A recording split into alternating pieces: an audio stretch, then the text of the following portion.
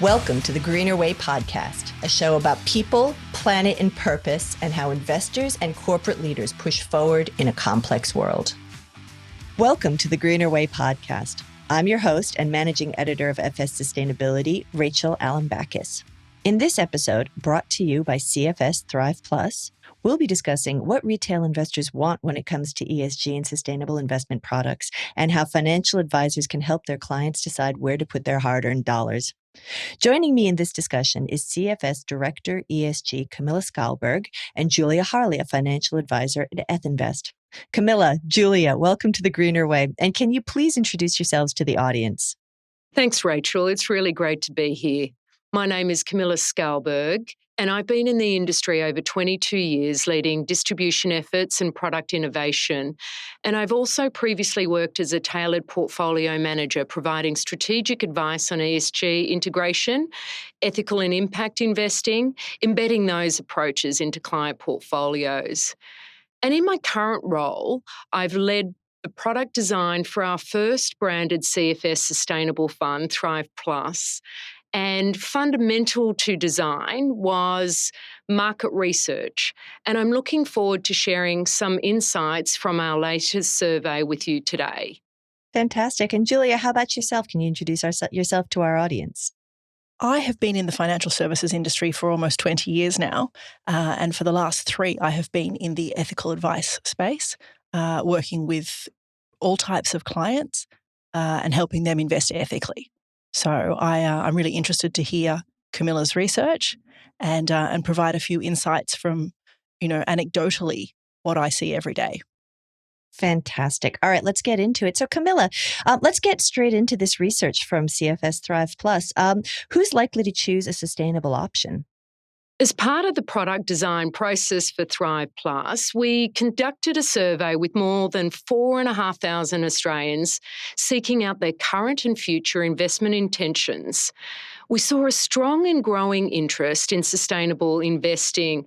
I believe recent negative experiences such as COVID, extreme weather events, and increased media attention has really fueled this awareness. Australians are now starting to put these values into practice, with more Australians investing responsibly than ever before. Now, 1 in 3 Australians say they are currently invested in a sustainable option, with this being equally split between super and non-super monies. And almost half of all Australians said that they would make a switch to a sustainable fund over the next 2 years, with this figure rising to about 60% for women aged between 18 to 34. We did see an increased keenness if someone has unexpected new money to invest, with an overwhelming 3 out of 4 Australians saying that they would actually choose a sustainable option when investing in a new managed fund.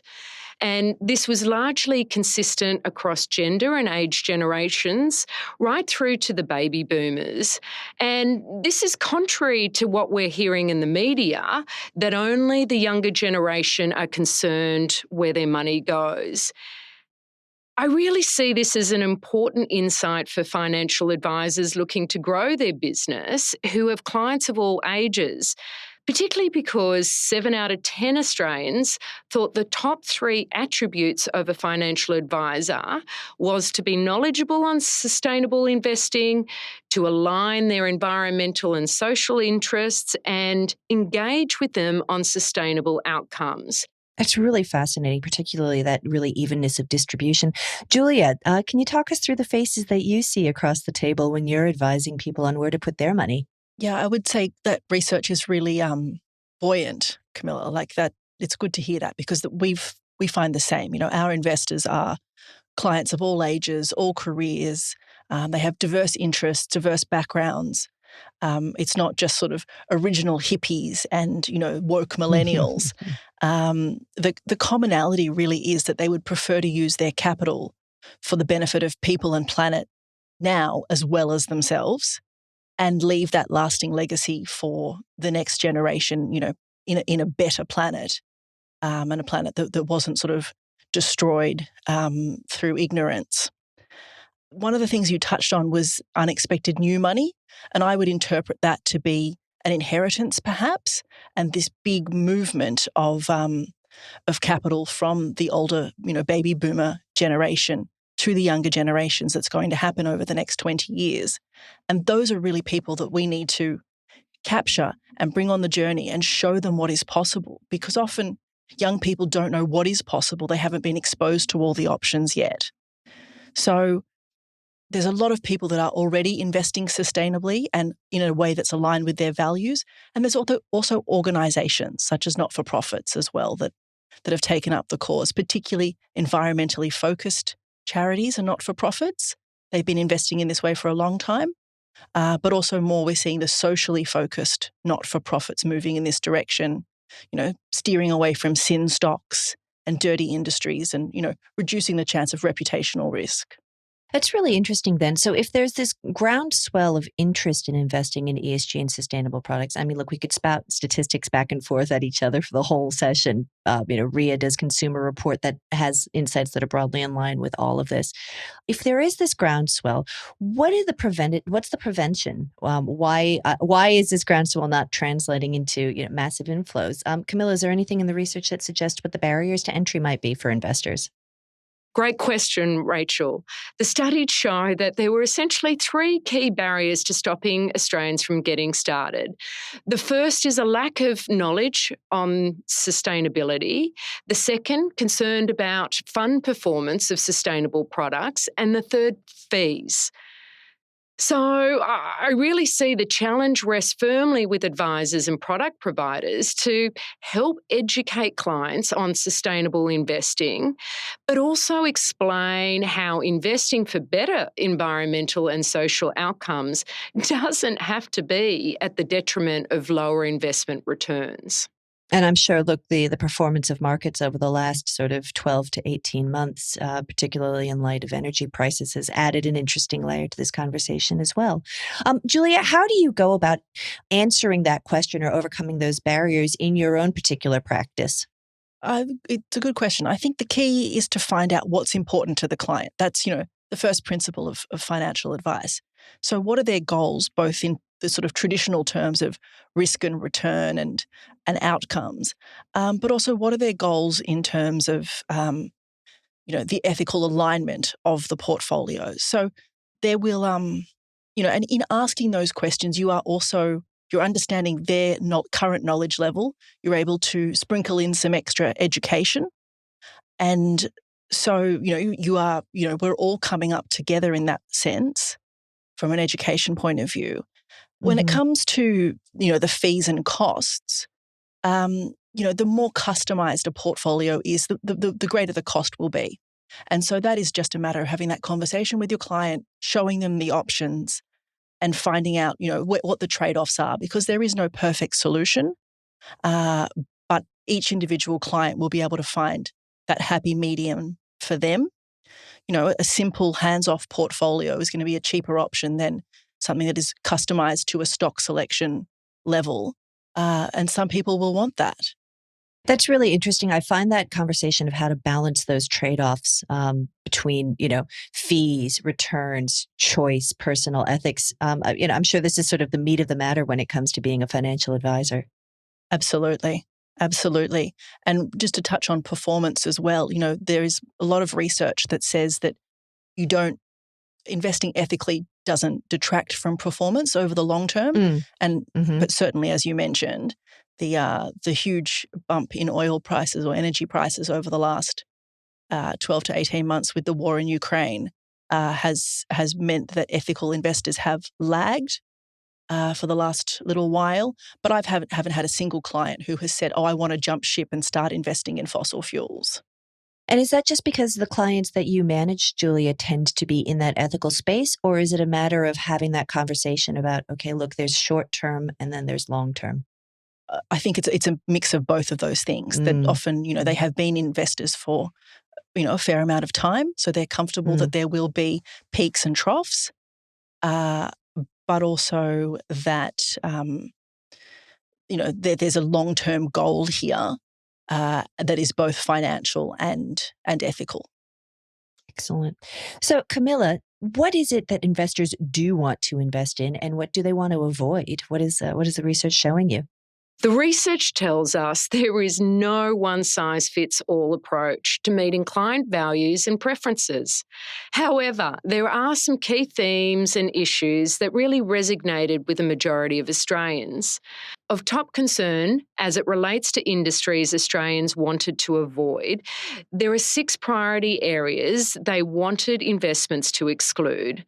The first was weapons and firearms, and concern about weapons and firearms has probably been heightened by the Ukraine crisis.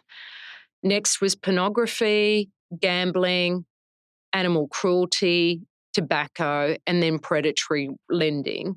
And predatory lending has really emerged as a new issue, particularly for baby boomers. But surprisingly, avoiding thermal coal and oil and gas both weren't in the top 6 industries to exclude for the majority of Australians. However, strong environmental themes did come through when we asked Australians what they wanted to support, with the top being solutions to climate change. And also related to environmental commitments was protecting natural environments and waste management. We also saw the S in ESG is gaining traction as areas to support, with specific social concerns about healthcare challenges, education, and affordable housing, all also in the top 6. But as I mentioned, there is no such thing as a one-size-fits-all, as we saw the younger generation, or the Gen Z, prioritising education over healthcare, and the inverse for baby boomers. So when we were developing Thrive Plus, we considered all these key themes and preferences and really kept them at the heart of the product design, because we wanted to create a fund that mattered most to all Australians. And so, Julia, how do you then take these preferences writ large across, the wide demographic spread and direct them when you're dealing with your clients face to face? Obviously, there's any number of aphorisms we could use here. You can't divest your way to a cleaner future or anything like that. But how do you translate these expressions of values and financial return into a choice? Yeah, it's a really good question, because I think every practice is going to do it differently, because every client wants something slightly different. So again, as I said before, ask the questions up front, really get a deep dive on what's important to clients. I think this question, you get a different answer depending on how you ask the question. So I would always try and ask what people want to preference first rather than what they would exclude, because I think it's pretty common. We're all quite aligned on what we would exclude, as far as alcohol, gambling, pornography, etc. But where are the real preferences? And for our clients, it tends to be environment and protecting nature and ecosystems. So not investing in fossil fuels.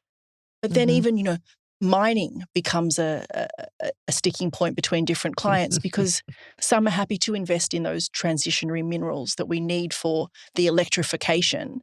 And some still think that that's not for them because it's damaging to the environment. But what can actually practices do is just to be really clear. So when I say practices, I mean financial advice practices. Be really clear on what your skill set is and what your business can deliver to clients. What have you got the resources for?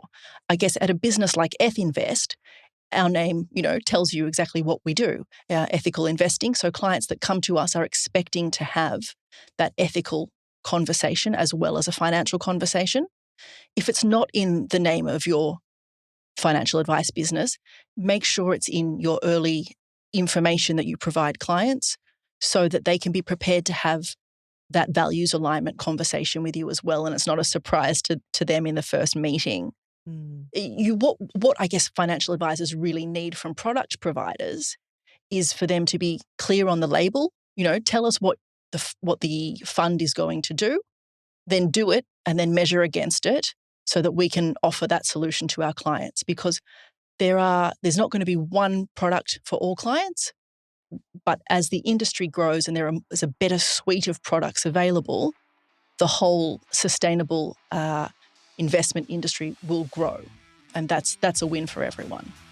That's fantastic. Well, look, Camilla and Julia, I want to thank you for a fascinating discussion. Camilla, from giving us the big picture and how that went into the design of CFS Thrive Plus, and Julia, from your experience at that face-to-face conversation. So you've been listening to Camilla Skalberg of CFS Thrive Plus and Julia Harley of Ethinvest. We hope you enjoyed today's discussion, which was brought to you by CFS Thrive Plus. Please remember that you can subscribe to the Greener Way podcast wherever you listen to your favorite podcast. I'm Rachel Allen Backus, Managing Editor, FS Sustainability. Thanks for listening to the Greener Way podcast. If you liked today's show, remember to rate and review us on your podcast platform and make sure you're subscribed so you don't miss an episode. Any feedback? Contact us on podcast@fssustainability.com.au. I'm Rachel Allen Backus.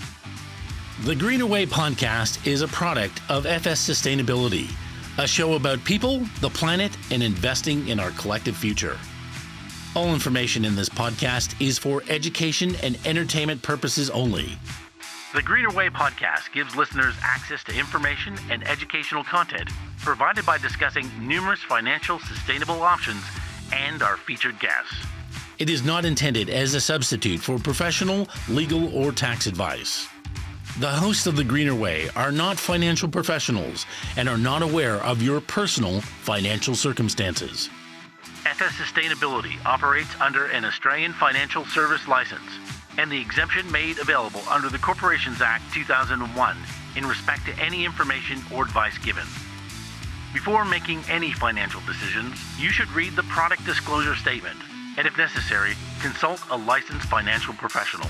For more information, head to the disclaimer page on the FS Sustainability website, fssustainability.com.au.